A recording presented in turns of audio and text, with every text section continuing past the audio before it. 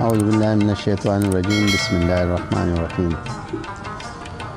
د الیکشن باره کې یو څو خبرې کول غواړم. زه په دې ډېر زیات خوشحاله یم چې زموږ الیکشن وشو. ټول د عزیز ولای د خپل ولای د رشتې الیکشن و، هغه ډېر په پرامن طریقې سره وشو. ډېر زیات په دې شي باندې خوشحاله یم د خپل خلکو نه چې زموږ د کلي خلکو، زموږ ټول خپل خلک یو خلک دی. نو ډېر لوی کار په دې وشو چې الیکشن پرامن وشو، جنګ جګړې پکې ونه شوې، هر ځای جنګونه فسادونه پکې شوي دي.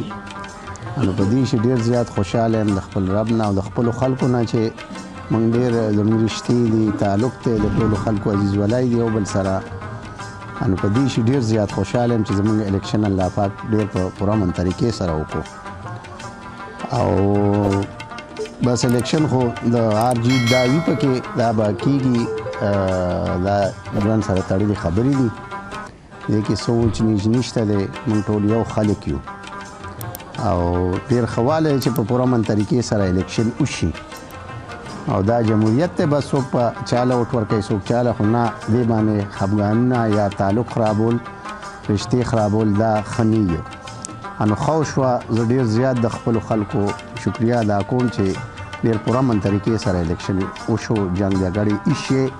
الله احسان دی، پولیس والا عملې ټولو ډېر زیات زموږ د کډي کلي پوره تعریف کولو چې واقعي د کډي خلک ډېر باشعوره او با اخلاقه خلک دی.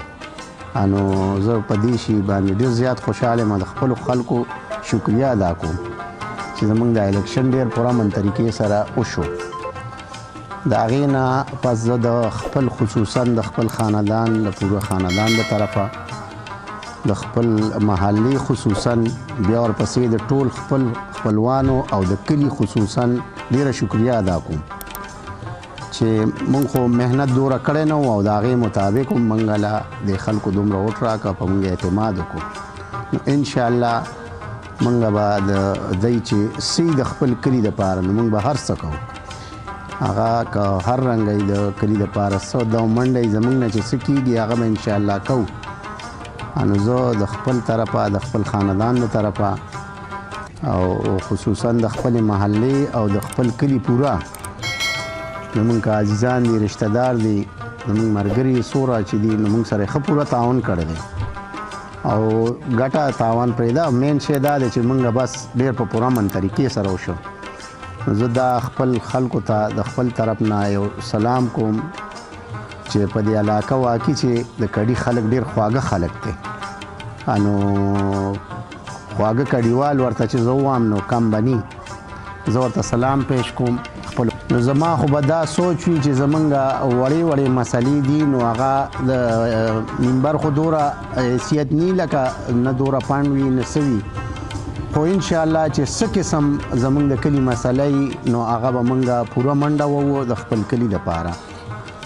زمونږ چې کوم مسلې دي د کلي وړې مسلې دي، دوره مسلې نشته دی، خو ایله مونږ هر قسم چې که زمونږ مالي جاني چې څه وي نو مونږ به وله کوو چې هر رنګه راځي. نو مونږ به خپل د کلي دپاره پوره مرسته به یې کوو د خپلو خلکو. او دا وړې مونږ چې دا اوس دغه جوړ شو، خلکو مونږ باندې اعتماد وکړو، نو د دې دپاره مونږ یو ځای کېږو او د دې هر څه چې مونږ به خپل ملګري یو ځای کېږو او د هغې دپاره مونږ پوره ټیم منډه وو.